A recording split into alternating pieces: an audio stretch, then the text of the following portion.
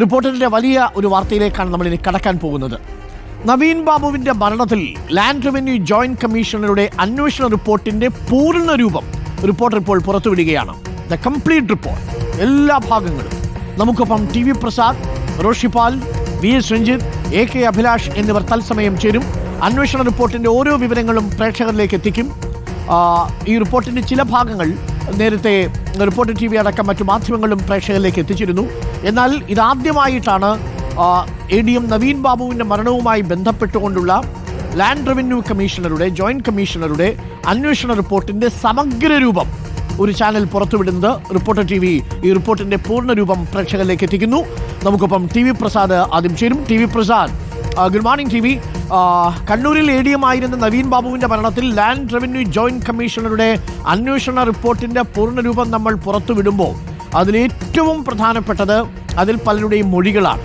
യാത്രയപ്പ് ചടങ്ങിന് ശേഷം നവീൻ ബാബുവിനെ പലരും നേരിട്ടും ഫോണിലും ബന്ധപ്പെട്ടു എന്നാണ് ഇപ്പോൾ മരിക്കാൻ കാരണമെന്ന മൊഴി നൽകി അന്വേഷണം അട്ടിമറിക്കാൻ PPDB ശ്രമിച്ചതിന് തെളിവുകളൊക്കെ ഉണ്ടെന്നാണ് മനസ്സിലാക്കുന്നത്.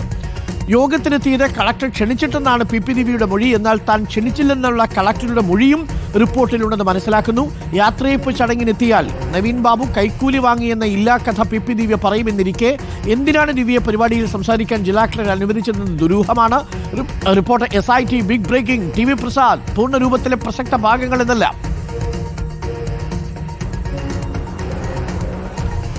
Arun, good morning. അരുൺ നേരത്തെ പറഞ്ഞതുപോലെ ലാൻഡ് റവന്യൂ ജോയിന്റ് കമ്മീഷണറാണ് നവീൻ ബാബുവിൻ്റെ മരണത്തെക്കുറിച്ച് റവന്യൂ വകുപ്പിൻ്റെതായി അന്വേഷണം നടത്തിയത്. ആ അന്വേഷണം സമഗ്രമായിരുന്നു. അന്വേഷണത്തിൽ എല്ലാവരുടെയും മൊഴി രേഖപ്പെടുത്തിയിട്ടുണ്ട്.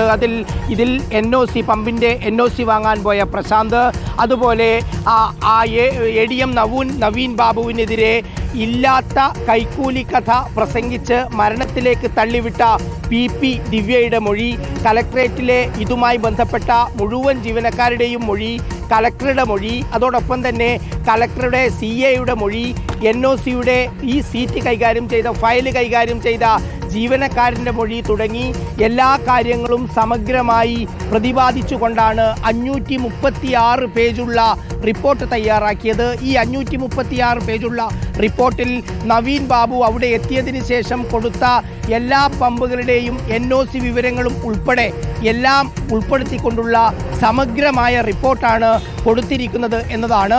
ഇതിൽ തന്നെ 4 ഭാഗങ്ങളായിട്ടാണ് ഞാനും റോഷിപ്പാലും രഞ്ജിത്തും അതുപോലെ AK അഭിലാഷുമാണ് ഈ വാർത്ത പുറത്തേക്കെത്തിക്കുന്നത്. നമ്മൾ 4 ഭാഗമായി തിരിക്കുകയാണ് അരുൺ. ഞാനിതിൽ പ്രധാനമായും പറയാൻ ഉദ്ദേശിക്കുന്നത് PP ദിവ്യയുടെ മൊഴിയാണ്. PP ദിവ്യയുടെ മൊഴി 51-ാമത്തെ പേജ് മുതൽ 54-ാമത്തെ പേജ് വരെ 4 പേജുകളിലായാണ് ടൈപ്പ് ചെയ്ത് തയ്യാറാക്കിയ മൊഴിയാണ് PP ദിവ്യ കൊടുത്തിരിക്കുന്നത്. PP ദിവ്യയെ നേരിട്ട് കാണാൻ ലാൻഡ് റവന്യൂ ജോയിന്റ് കമ്മീഷണർ പലതവണ നോട്ടീസ് നൽകിയെങ്കിലും PP ദിവ്യ അതിന് തയ്യാറായിരുന്നില്ല. അങ്ങനെയാണ് ഈ ടൈപ്പ് ചെയ്ത മൊഴി കൊടുക്കുന്നത്. കലക്ട്രേറ്റിലെ ബാക്കിയുള്ളവരുടെ മൊഴിയാണ് റോഷിപ്പാൽ കൊടുക്കുന്നത്.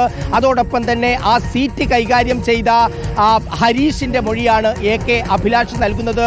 ഒപ്പം പോലീസ് അതിന് അനുമതി കൊടുക്കരുത്, അതായത് അപകടമുണ്ടാകും എന്ന് പറയുന്ന വിവരങ്ങളടക്കമാണ് AK അഭിലാഷ് തരുന്നത്.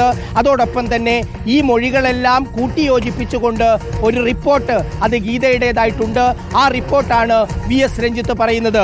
അരുൺ, എൻ്റെ ഭാഗത്തേക്ക് വന്നാൽ PP ദിവ്യയുടെ മൊഴി, അതാണ് ഈ റിപ്പോർട്ടിലെ ഏറ്റവും പ്രധാനപ്പെട്ടത്. ഞാൻ നേരത്തെ പറഞ്ഞതുപോലെ ടൈപ്പ് ചെയ്ത മൊഴി, ഈ മൊഴിയിൽ ഏറ്റവും പ്രധാനം ഇതിൻ്റെ അവസാനത്തെ ഭാഗമാണ്. ആ ഒരു 2 വരി ഞാനിപ്പോൾ വായിക്കാം അരുൺ. അത് കേൾക്കുമ്പോൾ തന്നെ നമുക്കിതിൻ്റെ ഒരു ഗൗരവം മനസ്സിലാകും. PP ദിവ്യ ഈ കേസ് അട്ടിമറിക്കാൻ ശ്രമിച്ചു എന്നത്. അതായത് എൻ്റെ പ്രസ്താവനയ്ക്ക് ശേഷം, അതായത് അന്ന് നടന്ന യാത്രയപ്പ് ചടങ്ങിലെ പ്രസംഗത്തിന് ശേഷം നവീൻ ബാബുവിനെ പല ആളുകളും നേരിലും ഫോണിലും ബന്ധപ്പെട്ടിട്ടുണ്ട് എന്ന് ഇപ്പോൾ അറിയുന്നു. എന്നാൽ നവീൻ ബാബുവിൻ്റെ അകാല നിര്യാണത്തിൽ എനിക്ക് അതീവ ദുഃഖമുണ്ട് എന്ന് പറഞ്ഞാണ് അവസാനിപ്പിക്കുന്നത്. അതായത് തൻ്റെ പരിപാടിയിലെ തൻ്റെ പ്രസംഗത്തിൻ്റെ പേരിലല്ല നവീൻ ബാബു മരിച്ചത് എന്ന് വരുത്തി തീർക്കാൻ, അതായത് ഈ കേസ് തന്നെ അട്ടിമറിക്കാനുള്ള വലിയ ശ്രമം പി ദിവ്യയുടെ ഭാഗമായി മൊഴിയിൽ ഉണ്ടാകുന്നു എന്നുള്ളതാണ്. അതായത് ഇല്ലാത്ത കൈക്കൂലി കഥ, തനിക്ക് ബോധ്യമുള്ള കാര്യമാണ് താൻ പ്രസംഗിച്ചതെന്ന് പി ദിവ്യ ഈ മൊഴിയിൽ ആവർത്തിക്കുന്നു. പക്ഷേ ആ ബോധ്യത്തിന് ഒരു തെളിവുമില്ല. മാത്രമല്ല എല്ലാ മൊഴികളും പരിശോധിച്ചാൽ നവീൻ ബാബു കൈക്കൂലി വാങ്ങിയതിന് ഒരു തെളിവും എവിടെയുമില്ല. മാത്രമല്ല ജോലി ചെയ്യുന്ന എല്ലാ ജീവനക്കാർ കൊടുത്ത മൊഴിയിലും നവീൻ ബാബു അങ്ങനെ ഫയൽ പിടിച്ചു വയ്ക്കുന്ന ആളോ കൈക്കൂലിക്കാരനോ അല്ല എന്നാണ് എല്ലാ ജീവനക്കാരും ഒന്നടങ്കം പറയുന്നത്.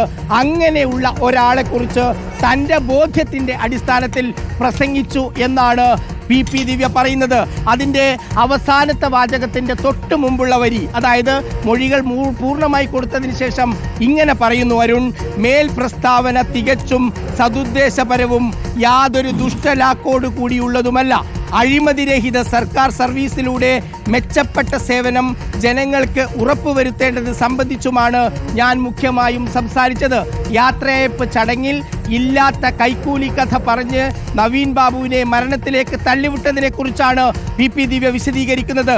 ആയതിനിടയ്ക്ക് ഒരു സംരംഭകന്റെ NOCയുമായി ബന്ധപ്പെട്ട് ADM സ്വീകരിച്ച നിലപാടും താൻ പരാമർശിച്ചിട്ടുണ്ട്. അത് ADMനെ സംബന്ധിച്ച് എനിക്ക് ലഭിച്ച വിവരത്തിന്റെ അടിസ്ഥാനത്തിലാണ്. എൻ്റെ പ്രസ്താവന പിന്നീട് ADM തിരുത്തിയോ തെറ്റാണെന്ന് പറയുകയോ ചെയ്തതായി എനിക്കറിവില്ല. അതായത് മരിക്കുന്നതിന് മുമ്പ് നവീൻ ബാബു ഇതൊക്കെ പറയണമായിരുന്നു എന്നായിരിക്കും ഒരുപക്ഷെ പി ദിവ്യ ഉദ്ദേശിക്കുന്നത്. ഫയലുകൾ വെച്ച് താമസിപ്പിച്ച് സാധാരണക്കാരുടെ ന്യായമായ ആവശ്യം അകാരണമായി നീട്ടിക്കൊണ്ടുപോവുകയോ നിരാകരിക്കുകയോ ചെയ്യുന്നത് പ്രോത്സാഹിപ്പിക്കാൻ കഴിയില്ല എന്ന നിലപാടാണ് എനിക്കുള്ളത്. അതായത് അന്നത്തെ പ്രസംഗത്തെ പൂർണ്ണമായും ന്യായീകരിക്കുകയാണ് അരുൺ. ഈ മൊഴിയുടെ ഇടയിൽ പറയുന്നത് കലക്ടർ പി ദിവ്യയോട് ചോദിക്കുന്നു, അന്ന് രാവിലെ SC/ST പരിപാടിയിൽ കണ്ടപ്പോൾ ഈ പരിപാടിയിൽ പങ്കെടുക്കുന്നുണ്ടോ?